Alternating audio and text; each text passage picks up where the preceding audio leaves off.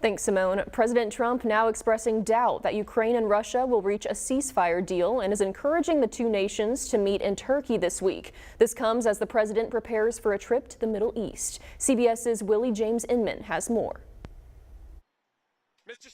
U.S. Treasury Secretary Scott Bessent described day 2 of the trade talks between the United States and China as productive and said more details will be released Monday.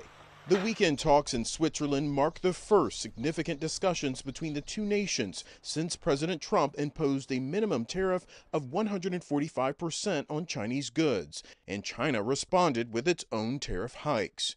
In other international news, President Trump expressed doubt Sunday on Truth Social that Ukraine will reach a ceasefire deal with Russia, noting President Putin of Russia doesn't want to have a ceasefire agreement with Ukraine, but rather wants to meet on Thursday in Turkey to negotiate a possible end to the bloodbath.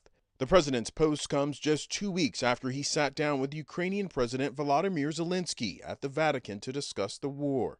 On Sunday, Zelensky responded cautiously to Russia's offer of direct talks, calling it a positive sign, but insisting that Putin must agree to an immediate ceasefire first. And in domestic news, state governors are weighing in on the deportation debate. On Sunday's Face the Nation, the governor of New Mexico expressed concern over what she called a lack of due process when it comes to deportations. My bigger issue is indiscriminate ICE raids and sweeps, sowing fear in communities and with businesses all across the country, and that includes many communities right here in New Mexico. All of this comes as President Trump prepares to visit the Middle East this week. He heads to Saudi Arabia, Qatar, and the United Arab Emirates, where he's expected to discuss the war in Gaza and fighting in Yemen.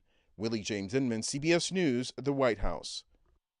This marks the president's second foreign trip of his new administration. In addition to discussing peace in the Middle East, President Trump is expected to engage in oil talks as well.